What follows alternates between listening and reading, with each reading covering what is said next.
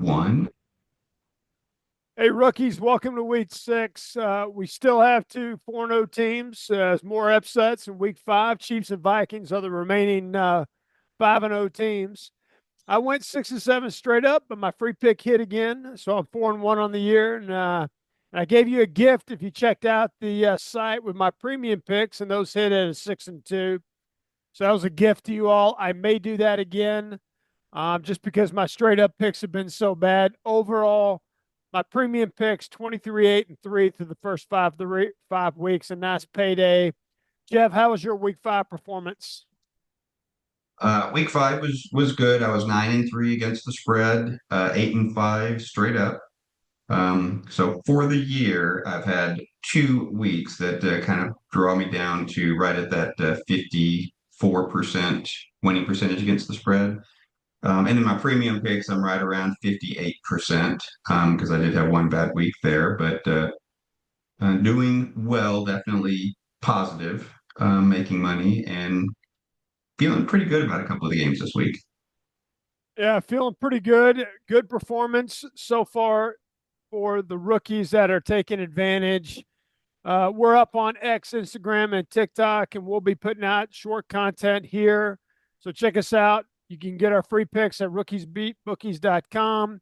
Check us out. Hit us up on email. If you're looking to pay for picks, it's 150 for the entire year. And we'll give you our premium picks that you can take to the bank. I got some week five betting takeaways. I'm going to start. And Jeff, I think the NFL must have been listening to our show, complaining about how boring the NFL because they went pass happy this last weekend. However, despite all of the passing going on, only 7 overs to 6 unders, excluding Monday night. And I think that one went under, if I'm not mistaken.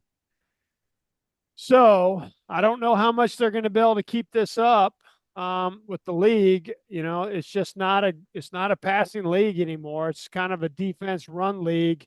And I don't see it really changing. I think you're going to have a couple of spurts every once in a while, but I don't think this is a pass happy league. Next, the Washington continues to be the beast in the East. And the 49ers are 2-3. So that Super Bowl logo is looking less 49er-ish and more Washington Commander-ish. And then last takeaway are the Miami Pats, Panthers, and Browns are all seriously teams to not bet for the remainder of the season. I don't know how you can put your hard-earned money on those clubs right now. Jeff, what were your week five takeaways and what are you focusing on? Well, I did think it was funny that right after we talked about the low scoring, lack of passing, that we did see an increase this week. And I think there probably was a little bit of other talk around the league and wanting to increase interest. And so maybe a little more on the pass interference and maybe letting go of a few holdings. So kind of helped the offenses last week. But in general, I think we have hit the pendulum swing to where defenses had geared up to play the two deep, rush the passer. They're all geared for the pass. So now offenses are adjusting and trying to run the ball or dink and dunk for 12 play drives down the field. So I do think the rest of this year, primarily, we're looking at unders. That's a great call, Jeff. That's exactly where my head's at. Hey, we saw a few key injuries worth watching. Richardson and Taylor didn't play for the Colts. Allen might have a bit of an issue, but he did come back and finish up. Bengals offensive tackle Mims did not return. Browns had several defensive players go down. McLeod, Ward, Orinaco all need watching for this week. Cowboys needling. The edge rusher was carted off. Not good for a team thin on the defensive side there. Additionally, Guyton on the line for Dallas. Nico Collins was ruled out, as Ward was on the D side for the Texans. Achane was ruled out for Miami. Jones exited for the Vikings with a hip. Carter and Gardner were evaluated for the Jets. Both of those guys on the backside in those cornerback positions. So watch that as potentially Mitch Trubisky comes to town. I don't know if Allen's going to go. Rodgers on a potential ankle issue. Martin for the Commanders in the secondary is they lost him, and then you got to watch what happened to Derek Carr. Jeff, any other injuries that I missed that you're looking at for this week? Derek Carr was definitely one of them because I just don't know what to think of Spencer Rattler. He wasn't a stud in college. I can't imagine he comes in year one and is a good starting quarterback in the NFL. So I think that's really going to take the Saints out of the running. So that has drastically changed my outlook. And then when you mentioned the Dallas injuries on the defensive line, like I've said before, when I get multiple injuries in the same position group, that really does cause me to adjust my betting, especially against the spread, and especially when it's a defensive or offensive line grouping, which this is. So that's definitely going to change my outlook on the Dallas game, as you'll hear soon. Yeah, when you get those, that's great. That's a great point, Jeff. When you get those cluster injuries, that's a real problem because what happens is that other parts of the defense have to make up, and then that exposes them on to other things that maybe the past that because they're going to move a corner up or move a linebacker up as opposed to being in coverage. It really can mess things up. That's a great point. But hey, rookies, we bring to you the bye week analysis. This is something we do. We lay it out for you. We go get the stats. It takes me a little bit of time to dig them up, but I think it's important to understand what history has shown us. So we got the Lions, Chargers, Eagles, and Titans all coming off buys, and the Chiefs, Rams, Dolphins, and Vikings are all going on buys. Chiefs and Vikings are going in those bye weeks at 5-0. They're going to be feeling good coming out of there. Since 2003, teams off a bye are 254 and 228, a solid 52.7 overall. But favorites are 148 and 103 in that same time period. Excuse me, at a 59% win rate. I'm sorry, ATS. Since 2020, win loss, the Lions are 2-1-1, Chargers 2-2, Eagles 4-1. And the Titans 4-1. ATS, Lions 3-1, Chargers 2-2, Eagles 3-1, and the Titans are 4-1. Lions are just 1-4 to the over since 2020, coming off a bye. So as you look at the Cowboys Lions game, that could come into play. But then when you add in the injuries on the defensive side of the ball for the Cowboys, I'm not sure it does. Jeff, any thoughts on the bye weeks as we go forward? Well, it's still a little early for the bye weeks to dramatically help teams heal later in the year. It's a good way to get your players back healthy, but you just lost your players, so they still haven't had a chance to come back. So, for the most part, I'm not seeing any major swings. Some of the coaching quarterback trends, I think, hold. I mean, same coach tends to prepare or not prepare better than others on bye weeks. So, I think that can hold in some situations. All right. Well, it's going to start Thursday. Obviously, the game's going to be going on as we give this podcast, unless you're listening to us live or right after we publish this out. The Seahawks are favored by 3. The over-under set at 47 and a hook. I'm going with the 49ers here, and I like over the total. Jeff, any thoughts? So I do like the San Francisco 49ers. The Seahawks definitely started well. I think they got maybe a little exposed last week. And I remember the same discussion last year when Seattle was really looking good. Thought they had a very good chance to maybe push San Fran for the division, and San Fran just came in and killed them. I know San Fran is a little banged up right now. I know Kittle is one of those. I think he was an important factor in last year's game, but it looks like he'll play. So yeah, I think San Francisco just matches up with Seattle well. I'm going to take them to win here. All right. Well, hopefully you get the bet before it goes down. Next up, our second London game has the UK familiar Jags. 2.5 point dogs to the Chicago Bears. The over-under set at 43. The Jags pulled one out against the Flacco-led Colts. Meanwhile, the Bears dominated against the Panthers, with Williams throwing for over 300. Jags are 6-5 in London, while the Bears are just 1-1. These teams don't play often. The Bears lead the series 5-3, and they got the last one in 20. Defensively, the Bears is a top five defense, points allowed at about 17. Non-conference game, both teams since 2020 have been below 500, but the Jags are very bad at 6-13. Just a 32% win rate in that time period in non-conference games. I like the Bears here, and I like the over. Jeff, who wins this one across the pond? I like the Bears. The defense, I think, is one of the few special defenses in the league this year. And Jacksonville just has not looked good on offense. Last week was maybe a little bit of a breakout, but I wasn't impressed with Trevor Lawrence's play. So I think that Chicago defense shuts them down. And Caleb Williams is good enough, definitely with his legs. I think he gets enough points. Chicago takes this one and covers. All right, we are in sync on this game in London. Our first 12 o'clock game as the Packers hosting the Cards. Both teams coming off wins last week.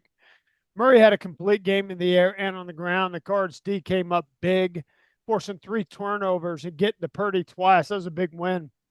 The Pack snuck one in LA to a depleted Rams team, and after a sus first half, the defense stiffened up and came away with the win. The Packer favored by 3 at home in Lambeau, and the over is 49.5. Both Arizona and Green Bay are 3-2 the over this season. But Jeff, to me, 49.5 seems a bit high here in Lambeau. Green Bay is 49% to the over at home, which means they're just 51% to the under. And Arizona is 12-23-2, just 34% to the over since 2020 on the road. So for my first free pick, take the Cards and Packers under 49.5. Jeff, can Murray get it done in Lambeau?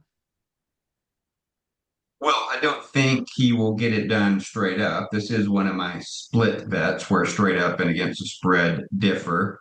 And as far as your thought on the over under, I actually have this game at a 40-point total. So I do have this one as a pretty strong under. I think Green Bay's got a good chance to squeak by, but Arizona keeps this close. So I think against the spread, I'm taking Arizona and definitely the under. Well, Jeff, I like that Excel sheet telling me 40 points. That's how I look at it. I mean, I just don't see these teams getting over. But hey, that's my free pick for the week. Next up, the Titans host the Colts at home, +1 dogs. With the over under set at 42 and a hook. Taylor's out for the Colts. Richardson is questionable. Flacco played well in relief, throwing for over 350 and 3 touchdowns, and did some running of his own, but would not expect that to continue on the running side. He was pretty hot. He has been hot as a older quarterback in the past, and has taken teams farther into the playoffs as he did with the Browns. A trend is the Colts D giving up points since that rash of injuries in week 3 on the D line. It's one of those cluster injuries that we were talking about. The Colts lost Fries to a tibia injury. So hopefully he recovers for next season, but he's definitely going to be out this year. That's going to put 2 rookies on that O-line. Kelly, the center, was out as well from the previous week, so you got to watch that one to see if he's going to play this week. With all the injuries on the Colts side, feels like there's some value on the Titans at home, given how well the organization plays after a bye. Remember, they're 4-1 ATS. I like the Titans to buy at the risk at their quarterback and would lean here to the under. Jeff, can the Colts get one here on the road? I do think so. This is going to be one of ours that differ. I like Indianapolis as long as they keep Flacco at quarterback. That was a big turnaround, steadying the hand for that offense. So as long as they can keep Flacco healthy, I think they've got a good chance to kind of turn their season around and make the playoffs here. And I don't think Tennessee's got that opportunity. So I'm looking at Indianapolis to come in and actually win the game and of course against the spread. All right. Next up, the Pats host the Texans, +7.5 home dogs. The over/under at 37 and a hook. Pats lost a close one to the Dolphins and had 12 penalties for 105 yards. were the reason they put up just and they because they did put up 300 yards offensively, which you wouldn't that would be surprising to see, right? Defensively, the Pats played a good game, keeping them in the game until the till that till the end, and they held the Dolphins to 2 and 11 on third down. So it's kind of a bend don't break mentality.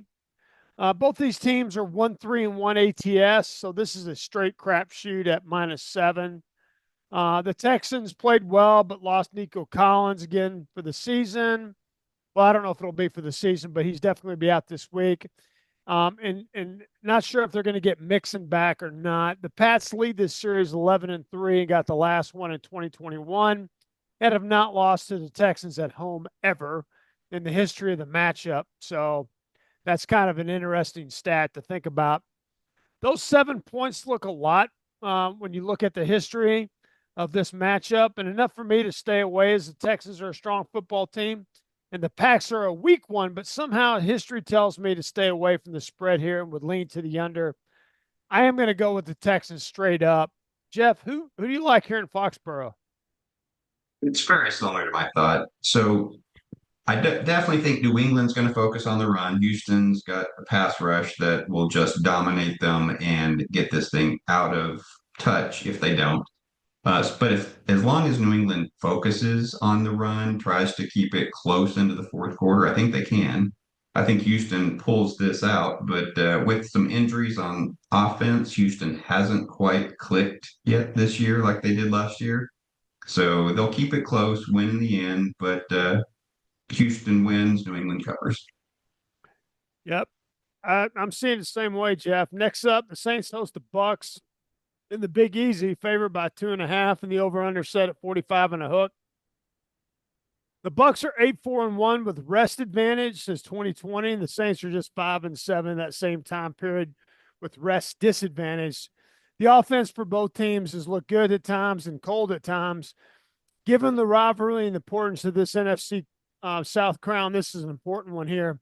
They split the series last season, each team winning at each other's venue, which is interesting.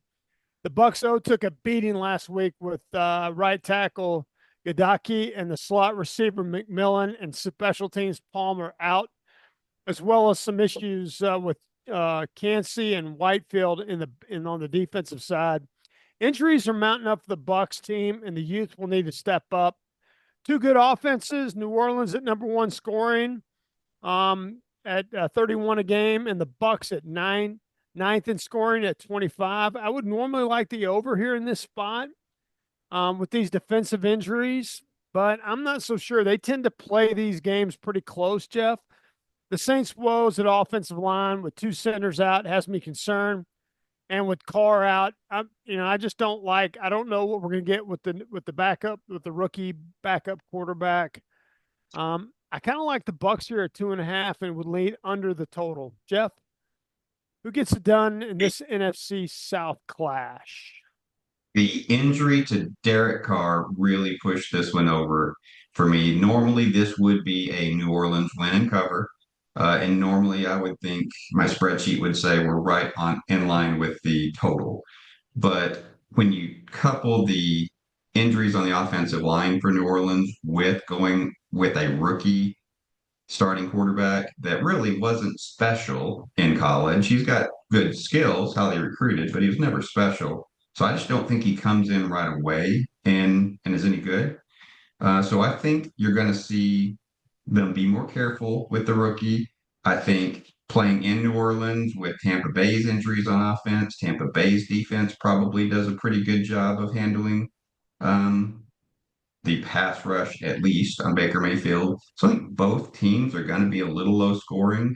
I'm going to go under as the primary pick here, but I think Tampa Bay actually is probably going to have the advantage and can win this game.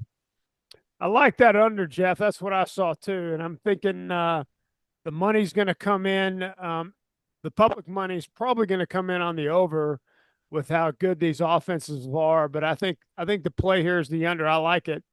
Hey, next up, a big test for Daniels as he leads the 4-1 Commanders up I-95 to take on the Ravens. Ravens are 6.5 point favorites with the over under at 42 and a hook. 50, I'm sorry, 52 and a hook. 52 and a hook equals, just so we're all clear, 7 touchdowns and 2 field goals, or 7 touchdowns with a converted 2-point try and a field goal, or 8 touchdowns. That is a lot of points for a rookie on the road in a tough game, and he's earned it for sure. I wonder how the Ravens defense is taking it this week. Baltimore, Washington, you don't think it's a rivalry until you live in that area, and it's a rivalry. That being said, the Ravens have only been 57% to the under. So not the stand you would normally see. The Commanders continue to play very balanced attack and are getting better weekly on defense, holding the Browns at 13 points, 2 and 11. I'm sorry, 2 and 12 yards, and just 1 and 13 on third down. They're not going to do that to the Ravens, though. Offensively, these Commanders are second in the league in scoring and fourth in yards per game. Meanwhile, the Ravens are third with 29 a game and first in yards with 452. So the play here is on the over, right? Except for I don't think it's going to go over. I like the Ravens to win this one. Feels like Daniels keeps it close, and I do like the under. I think these defenses are going to come out to play. Jeff, can Daniels go 5-1?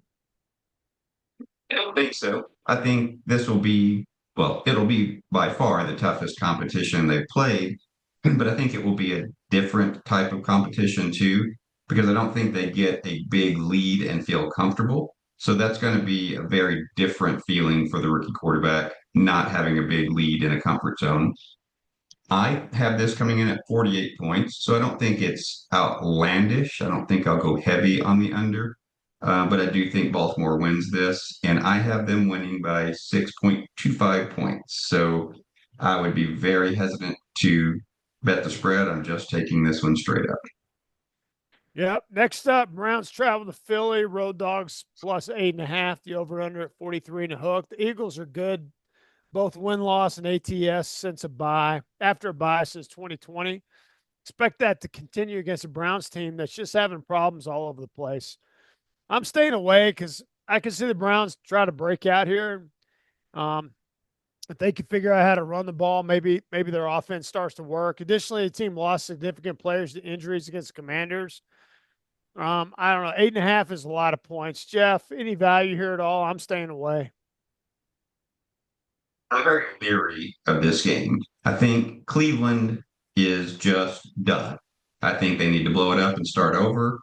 In my opinion, you look for Myles Garrett trades, anything you can do to stock up on some picks, because they've got so much sunk into Deshaun that they can't get out of. I don't think they can win. They might as well just tank. But I don't know that they'll do that. And Philly has got such turmoil within the team that even though they're so much more talented, anything could set them off and they could just implode during the game.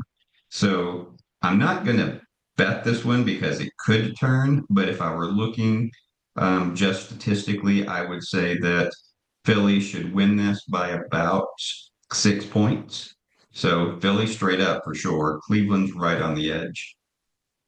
Yeah, I definitely got Philly straight up, but I'm definitely staying away. I agree with you, Jeff. Just two clubs that are just, you don't know who they are yet. And you may not know who they are the remainder of the season. Next up, the Lions travel to Dallas and are road favorites at -3, over under set at 52 and a hook against a banged up Dallas team. Since 2020, Lions are 3-1 ATS coming off a bye, but just 1-4 to the over. So that 52 and a half seems too many. But given the amount of injuries on the Dallas defensive side, feels like this game could get over the total. I mean, Dallas has dominated since 2015, going 6-0 with 4-6 going over the 52 and a half against the Lions. But the last two games, they did not. The Cowboys lost Nealon against the Steelers as Parsons and Lawrence were out from week 4 injuries, and that D line is beyond nicked up at this point. The O line will have to make up against an explosive Lions team. I like the under here, as it feels like Campbell will try to punish the Cowboys early, wearing down the defense. And once they get up, they're going to try to run the ball and keep Dak off the field, something they could not do in the last matchup. I also like the Lions coming off the bye. Feels like a letdown spot for the Cowboys. Look hard at the under. Jeff, can Dallas get it done before their bye week? Well, I certainly hope not because this is my free pick for the week. I am doing 2 units on this bet. I feel very confident in Detroit coming in, not only because Dallas has one of those situations where they've got multiple injuries on the same, actually, in this defensive tackle, not just defensive line, so not even the same group, but the same position. And don't forget, Sam Williams was originally the backup to Parsons, and he's out for the year. So they're down four, their top four defensive ends and they're already weak against the run. And I think Detroit's going to run this thing at least 40 times. That is just their MO. They're a physical team, great offensive line going up against a banged up Dallas defensive line. They win this game. They win it pretty easily, and they just might get a little payback for that controversial report is eligible thing from last year's game where they kind of get screwed at the end. So expect a little payback. Maybe they do a report eligible right at the beginning of the game to just rub it in the refs' faces. That Oh, that would be an interesting call by Dan Campbell. I like it, Jeff. I like it. If they're not listening, but if they were, that would be a great call. Hey, next up, let me just reinforce the free pick here. This is a 2 unit free pick. We hardly ever give those out. Jeff's pretty confident here in the Lions, and he's been crushing his free picks all season long. So you got 2 units on the Lions -3. Hey, next up, Broncos host the Chargers, home dogs at 2.5 for the over-under set at 36 at Mile High. Chargers are really kind of mid coming off a bye since 2020, but that was under an old coach. And given how physical they play with a new coach, the bye may mean a little bit more to them than years past. The Broncos are 3-0 since week 2, beating 2 good teams in the Jets and Bucks. The number 1 and 2 teams giving up points defensively this season, so 36 seems about right. These 2 teams just don't get scored on, and so 36, I'm staying away. The issue of the Broncos is their inefficiency on third down and just 25%, 31st in the league. And against this Charger defense, I don't see that number climbing very much. It may even look worse. Looks like the Broncos lost their right tackle to a high ankle sprain. We'll see if the Chargers get Alt and Slater back on the O-line. Likewise, it feels like more passing than potentially running this week. If those linemen don't get right, Denver is 3-2 since 2022 in this series and have held serve at home since 2018. So this is a tough spot for the Chargers, but it's also a tough spot for a rookie quarterback facing a team coming off a bye. I'm going with the books and laying the points on the road with the Chargers and lean to the over. Jeff, who do you like here in Mile High? so what the main thing I like here is the Denver defense. I think they are very legit, almost great. And, the young quarterback, first couple of games really looked bad. The last 2 games, while not great, he's had improvement and he's at least making better decisions to avoid turnovers to hurt the defense. So I think he's got a shot to play just well enough to let his defense handle this game. I'm going to go Denver here to win and cover. All right, Jeff calls it Denver to win and cover, and I like laying the points on the road. Hey, next up, Steelers travel to Vegas and are home favorites or road favorites by 3. The over/under set at 37. Tough spot for O'Connell as he replaced Minshew in last week's blowout, facing a top 5 defense in Pittsburgh.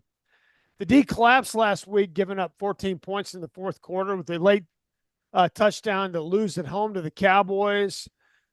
Pickens had a snoozer of a game. Expect that to change and would go over him on any catches and yards in any spot plays for him. Despite the typical Steeler defensive collapse to the Cowboys, they are second in the league in defensive scoring at just 15 points a game.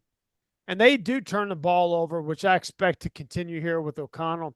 The Steelers are 3-2 in the series going back to 2015, but Vegas does things to teams. So just as the Browns collapse in week 4, I mean, you could see the same thing happen here. but the Steelers' defense is a little bit better. So I like them to cover here, not get out of control in Vegas, and I would lean to the under. Jeff, can the Steelers bounce back? I do think they bounce back here. I was shocked last week. They did force the three, well, they could have forced more turnovers. They had the fumble at the goal line that Dak jumped on and saved their game-winning play, but he did have three turnovers through the game. So they definitely are turning over teams, and Dak's pretty good at protecting the balls these last two seasons. So I think they're going to turn the ball over for the Raiders. And that offense was just really bad last week, worse than I thought. It wouldn't surprise me to see a quarterback change if that continues. So one way or the other, I think they eke out enough points to win this game. Yep. Next up, Panthers host the Falcons at home as home dogs at +5.5. The over under at 47 and a hook. Going back to 2020, these teams are 4-4, despite the Falcons on paper having better teams in that time period. And now they have Cousins coming off a 500-yard pass game. So does that change and the Falcons cover the total and get the win on the road? Well, they have the last two seasons losing to Carolina, so the Panther loss would really put the coach in hot water here. The Falcons have played all 5 games within one score. So laying 5.5 on the road in this rivalry is tough for me, but the Panthers team was blown out last weekend and are just 2-4 with rest disadvantage. So they're not very good when the other team's got a rest advantage.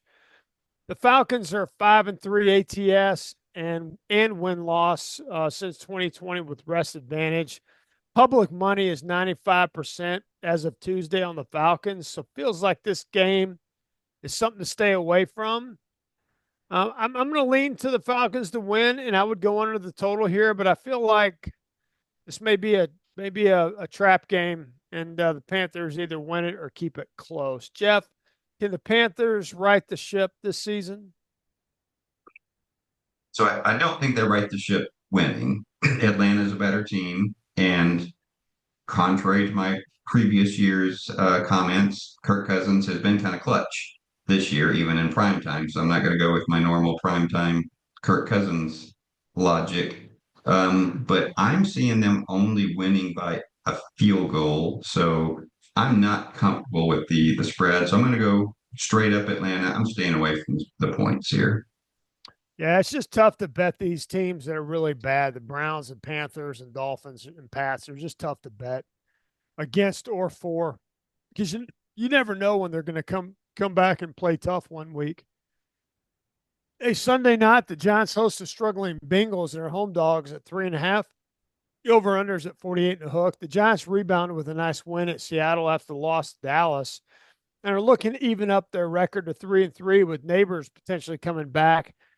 As a top 15 team defensively with the Giants facing the 5th best scoring team in the league with the Bengals. Burrow made it clear in his post game that the Bengals are not a championship team. And you don't really have to look very deep into the roster to determine that. Defensively, they rank toward the bottom on points allowed at 31st in the league. You're not going to make it back to the Super Bowl or even get in the playoffs with that. And losing Hill to a season-ending injury makes it even tougher on the defensive side, which means the offense has to score and keep up. So expect that number to stay above the 48.5. Jeff, I don't like the hook in either of these, and I do like Cincy to win, but I don't have a lot of conviction in them, and I would lean to the over, but again, it's not a lot of conviction, so I'm probably staying away. Jeff, who gets it done on Sunday night? Well, definitely think since he wins, I still think Joe Burrow is one of my top 4 quarterbacks in the league. And I mean, he's right up there. If they had a better win-loss record, he'd be right up in the MVP voting because he's thrown for a heck of a lot of yards, tons of touchdowns, averaging whatever it is, 30 something a game, and they're still like 1-4. It is all the defense. So I think they're going to find a way to win the game, whether he has to come back and do a last minute drive or not. I just don't have any faith that they can ever distance themselves because of that defense. So Cincinnati wins, but the Giants keep it close. Yeah, that's how I feel about Cincinnati as well, Jeff. You know which team didn't get a bye after a London game? Yeah, the Jets. Monday night, the Jets host the Bills and they're home dogs at +3 with the over/under set at 41 and a hook. The Jets look bad. Not sure Rodgers can go, and looks like their season's on the brink. Expect a ton of crap from the fans if they lose on Monday night. The Bills come in reeling off 2 losses and retain the lead in the AFC East, but they're just bad teams.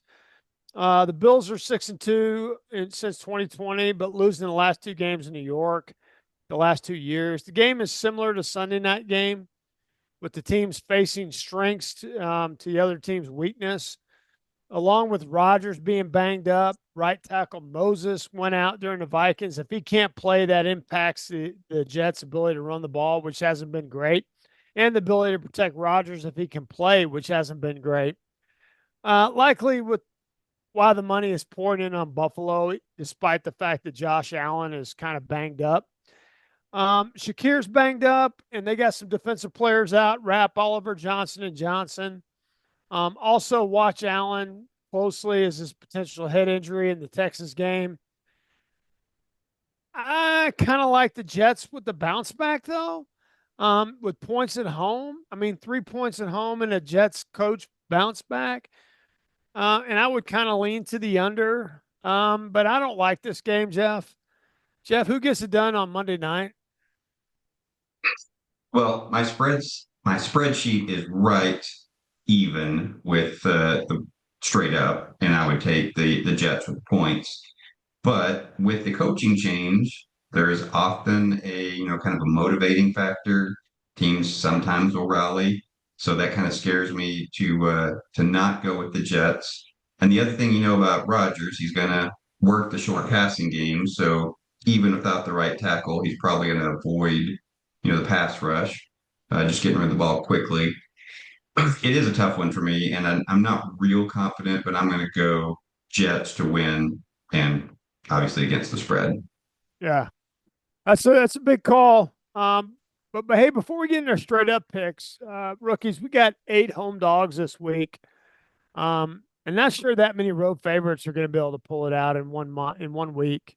That seems way too many. So this might be a good week for some teasers and parlays. But hey, before we do that, let's get into our straight up picks. Let me see what we got here. Let me pull it up. 1 second. Having to make the transition.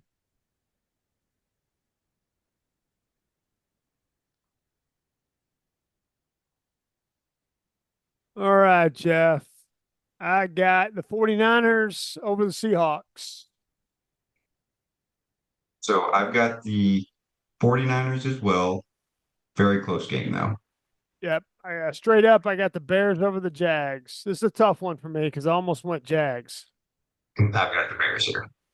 All right. I got Packers over the Cards. Straight up, I do as well. I got Lions over the Cowboys. Definitely double unit bet. Yep. I got Titans over the Colts. I think we may differ here. We differ there. Yeah, I like Indy. All right. Straight up, I like the Texans over the Pats. Um, Straight up, yes, Houston. I got Bucks over the Saints. Straight up. I have the make sure I do have Tampa Bay. Okay. I got Eagles over the Browns. Same, Ravens over the Commanders. same. I got Chargers over the Broncos. I think we differ there. Denver. I got Steelers over the Raiders straight up. Same, I got Bengals over the Giants. same. And I took the Jets over the Bills, even though straight up, even though I'm not sure about this one. Yeah, it was close, but yeah, I did go Jets. Just not comfortable enough to really bet this one. Yeah, so there you go, rookies. And that Jets Bills game can go either way if one of those two quarterbacks can't go. So we may adjust that one. in our picks. We'll throw it out on Rookies Beat Bookies. Hey, I was 6-2 last week. It was a gift to you. I will probably give out my picks again this week. I'm not as confident this week on my picks. So I'm only got about 5. Jeff, what was your free pick again? Your Lions, 2 units, correct? -3. Mhm. Right. And my free pick was under 52.5 Cards and Packers. Jeff, you got the last word. So I do, like I say, I think the unders are going to continue to be the majority of the winners each week because I do think the passing teams have been kind of corralled. So I would look to bet running teams because Vegas will already factor in a lower point total. So if you want to do an over, I'd look for something that Vegas already thinks is going to go a little bit low. But I think your passing teams are starting to be corralled, so I'd stay low on them.